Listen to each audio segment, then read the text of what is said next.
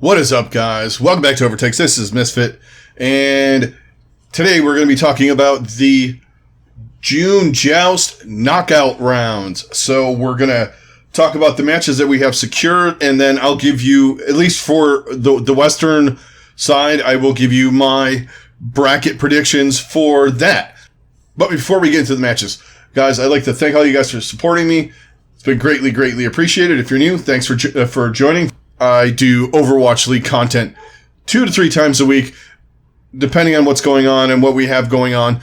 Thank you very much for joining me. If you could hit a like, hit a subscribe, that would be great. Now let's talk about what we got going on. We'll do a recap of the week at some point. There really wasn't much to talk about other than the June Joust qualifier stuff. So we're going to start with the East, because those matches were done first, and let's just talk about those right off the bat. So we had a few teams that were, but this team is up and coming, and they're surprising me, and because I didn't think they were going to do much, because they just looked. I just thought, especially at the start, they looked kind of flat, and they just didn't seem like things were together.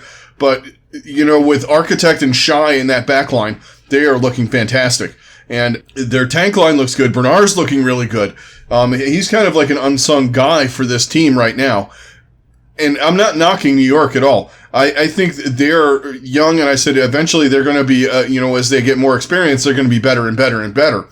And they're looking that way right now. Yeah, they're up and down. They're kind of in that gatekeeper-ish range, kind of like I said, like Florida, and a couple teams that are of that ilk in the West. And if you get certain metas that work for them, they kind of, I'm going to say it, and they kind of lucked in at Philadelphia, shit the bed in the first week, especially to them, beat them. So, I mean, they took care of business. Now that proved to be the key match to get them into the knockout round, which is great for them, whether they win or lose. I think this is a good step for New York, being as young as they are. I think they do have some good quality players. Obviously, you got Jonak, and you have a really good DPS rotation going on. I mean, Flora. I said Florida way too many times in a video, not revolving around them, which we're not doing this week because I will mauled. But it is what it is. All right, back to New York and my maulding aside. I really can't mauld because I don't have hair anyway, so that already happened years ago. The New York, their DPS I think is looking good. All around that they're playing good. The Yakpung is the scary part for me. And Bianca to an extent. There are times when they just look god-awful. And that is not good when you're going up against one of the best Winsons in the league in a playoff scenario at home with Bernard, who's proving himself to be, I don't want to call it a comeback, but maybe just people realizing that he's better than the bits of players that were on London last year.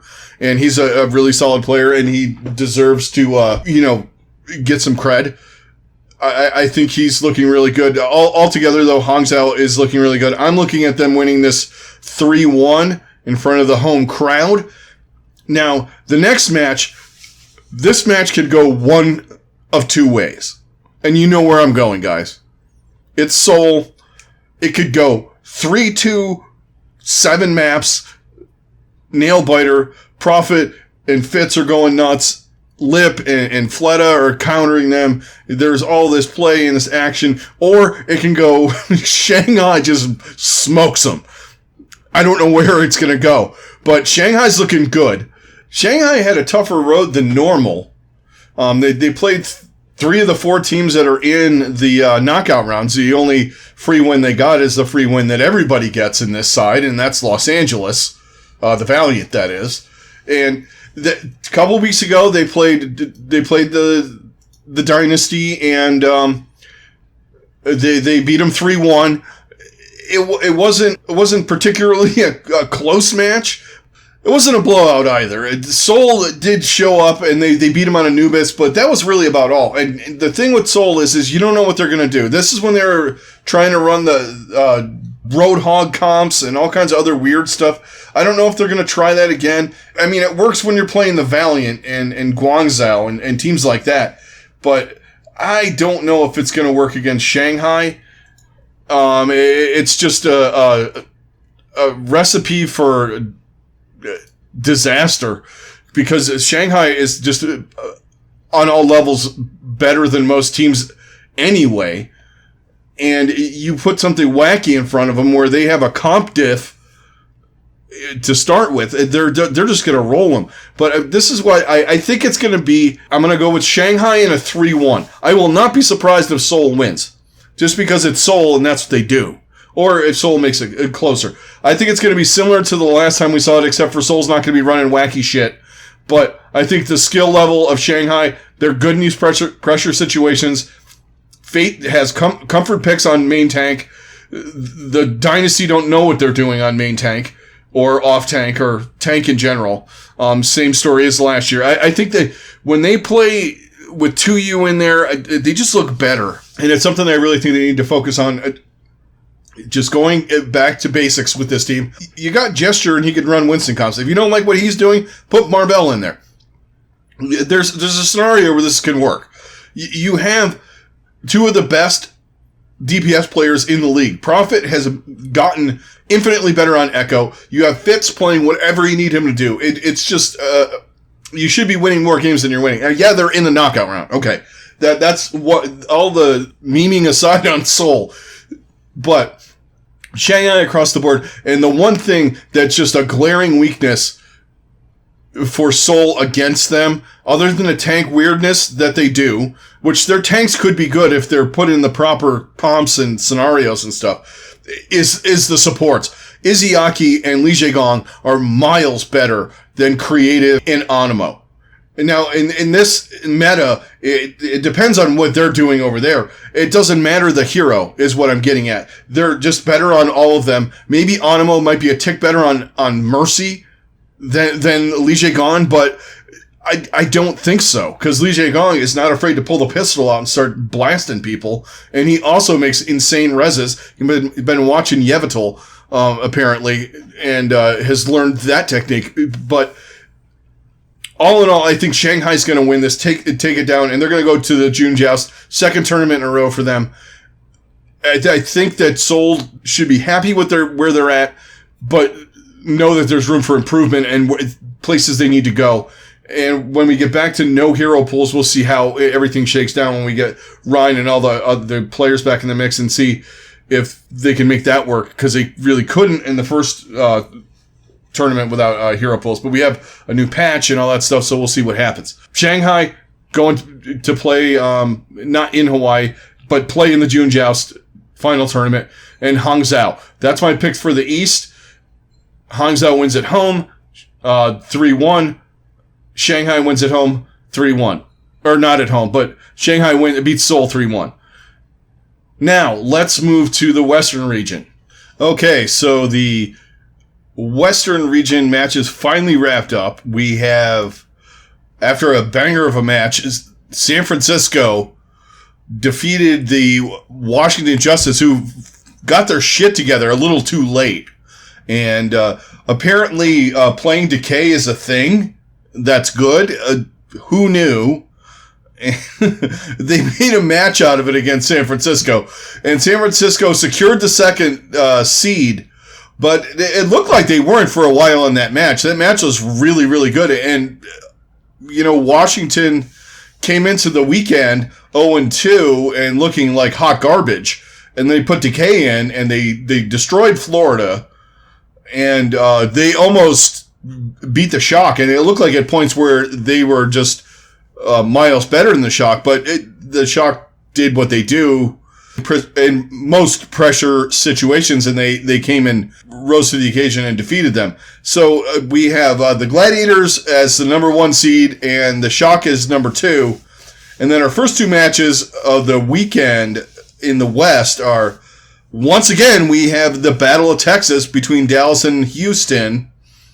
And then we have Atlanta and Boston facing off in the other match in the first round. So here's how I'm looking at these two matches. All right, first match. We've seen this a few times between Dallas and Houston. Dallas getting the better of them the last couple of times they played, but it's hard to say what's going to happen, because I'm putting my faith a little bit in Houston here. I know, sounds weird to most of you guys out there. I want to say Dallas can't beat them. I don't know. This match is really tough. It is so hard to figure these two teams out. Yes, Dallas is beating them. It seems like Dallas has their number. All those things are in play. But, if you look at Houston, yeah, their tank line is good. And even with the addition of Dreamer, that seems to be working well, too. And you have Dante, who's out of his mind, Happy, who can do whatever he does. Their supports are great. Dallas is Dallas. I mean, they have Doha, they have Sparkle. They're not playing meta stuff, but the meta kind of is working right into their wheelhouse where they don't have to have long-range hit scans. I was saying in the previous episode, it might be necessary for them to play some hit scan, but they don't, because as long as the NA teams are running the faux goats comp, where you have, it's pretty much the kind of the same feel. You poke until you get Cole, you go in with Cole, and, hopefully you have beat, and then you have duplicate, and you have bomb, and you have bomb, and you have, you get a duplicate, and, you have Death Blossom, you have all these ults. It's ult cycling, but not the way it works without hero pools, where you have kind of like a mid-fight, early fight poke, try to get picks and all that kind of stuff. You're building ultimates. You're trying to win the ultimate economy war more than anything else. And that gets you the win in the war of attrition. And if someone does something stupid, that's how you win. But Dallas, this is playing into Dallas's wheelhouse where they don't have to worry about that. Yeah, if you have Junkertown, you have Anubis, you have a couple of these maps where you might need a Widowmaker, it could hurt you, but does it? Because you could just run this comp over and over again right now with the way the hero pool is, and you're fine. And I'm finding this pick harder than any that I've had to make, because I look at it and I'm like, well, if they have Fearless and Hanbin, who are insane, but the tank trio at this point of the Outlaws is really good too, with Piggy, Jungkook, and Dreamer at this point. But where I'm looking, because they both have like spots where they're even and they kind of cancel each other out. Fearless is the best main tank in the league right now, so it's kind of hard to go against him. But you also have the DPS lines. I think are even. Dante and Happy are on the same level as Doha and Sparkle right now. The one spot, though, in all of this, it goes back to what I said about Shanghai, is a support line. Jexay and Fielder are way better than anything that the Outlaws can throw out, in my opinion, right now. Where am I going with this? I want to pick Houston. I'm leaning towards Houston, but my brain is telling me don't be an idiot and pick Houston. So, all right, Houston fans. Look, I got your back this time. This is the last time against Dallas. I got your back. 3-2 Houston. I'm just going to go with it. Fuck it. I have a feeling Houston is going to nut up in this one. Not by much. It's going to be a banger. It's going to be a really good match. And I'm going to go with Houston. And, it's... So that's my thoughts on the first match. I'm going to go out on a limb and pick Houston in this one. Now for the next match. Atlanta-Boston is really freaking weird and intriguing. You have the team that's good at the grindy. Atlanta, they're good at the double shield. They're good at this kind of new form of goats to an extent. Their monkey play isn't that great, but it's serviceable. All the other parts, they know what to do. They know how to make this work. But Boston's like a wild card in this whole thing. I'm kind of glad they made it. It makes me a little happy that they actually are doing what we kind of thought they were going to do early on in the season, that they were not going to be this doormat team. They're playing really well right now. They're playing different stuff. They're just... Gary Busey has added a nice bit of kind of like an injection of energy at the off-tank position. Punk's good too, but I think this guy is making it a little bit better. I think the communication's a little bit easier because they're kind of running with a full Korean roster right now. I just like where they're going with this. I'm going to lean towards Atlanta on this, though. I'm going to go with Atlanta 3-1. I think they have a little bit more experience. They're a little bit more ready for the moment.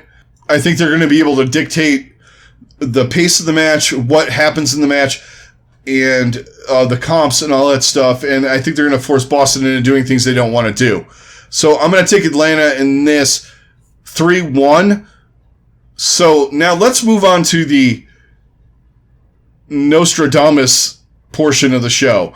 All right, so we got Houston and Atlanta moving on. Houston, my prediction is the Gladiators taking on the Outlaws and the Shock taking on the Reign.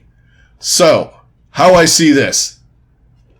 I think the Gladiators right now are playing better than any team in the league, minus maybe Shanghai. So, I like the Gladiators. If they have to play the Outlaws, I like the Gladiators 3-1. I think the Outlaws are going to put up a good fight, but I think the Gladiators, their DPS line is absolutely filthy with Kevster and Birdring. Birdring is an absolute beast right now. And their tank line's playing really good. Muse and Space. Shu kind of won the match for them today, yet he did not get the MVP because Birdring was that good. But... or player of the match, whatever you want to, whatever they're calling it. I like the Gladiators 3-1 in this one. The other match, Atlanta and San Francisco. For some reason, Atlanta gives them fits. They run things that the Shock are running, and they can run them just as good at points. But I'm going to take the Shock 3-2, and I think advancing to the June Joust in the East, we're going to have the Gladiators and the Shock. So that is my prediction for the June Joust. So that's going to do it for this, kind of quick prediction show, guys. Thank you very much for joining me. And I will talk to you guys somewhere early in the week. We'll do a wrap up and then we'll start breaking down the June Joust tournament with all the teams that are in there. Thank you very much. Thanks for all your support, guys. And if you're new, thank you very much for stopping by and joining. Please hit a like, hit a subscribe, and hit the alert bell. They'll be greatly, greatly appreciated. All of the views and all that stuff are greatly appreciated as well. Thank you very much. This is Misfit. Everybody stay safe. Have a good rest of your day. And I will talk to you guys on the next one.